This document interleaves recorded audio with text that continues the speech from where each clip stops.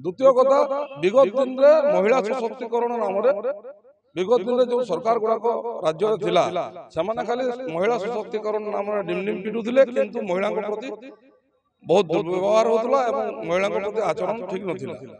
देखो निश्चित रूप से गोटे लज्जाजनक घटना गोटे नुह दीटा घटना सामना को आसी विगत दिन यही 2-3 मास भर। जय श्री राम। देखो सर्वप्रथम मु विश्व महिला दिवस शुभेच्छा जनाऊँ। आपण मैंने जानिथिबे महिला बिना समाज अधूरा। वर्तमान समाज रे महिला पुरुष मान कौन गुण में कम नहंती से प्रमाण कर सारी।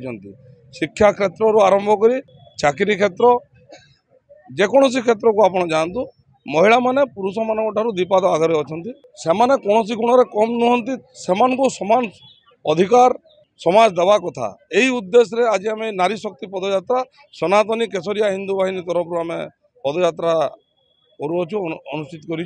द्वितीय कथा विगत दिन में महिला सशक्तिकरण नाम विगत दिन में जो सरकार गुड़ाक राज्य से खाली महिला सशक्तिकरण नाम डिमडिम पिटुले किंतु महिला प्रति बहुत दुर्व्यवहार होता महिला प्रति आचरण ठीक नाला।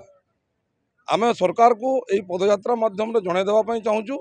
सरकार को निवेदन करुचु वर्तमान सरकार महिला सशक्ति उपर नजर देवे तापर कार्य करेंगे महिला को समान अधिकार देवे महिला को पुरुषों सहित समानता देवे यही उद्देश्य नहीं कि आज आम सनातनी केशरिया हिंदू बाहिनी तरफ यही पदयात्रा को अनुष्ठित करूँ।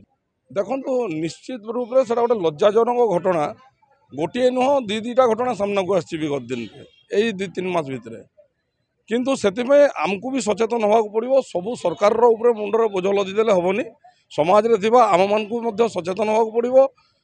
आउ समाज प्रत्येक व्यक्ति निजको जदि समाज प्रति उत्सर्गीकृत कर कार्य करिवो ताहेले निश्चित रूप से आम से सब समस्या को दूर करि परिबा।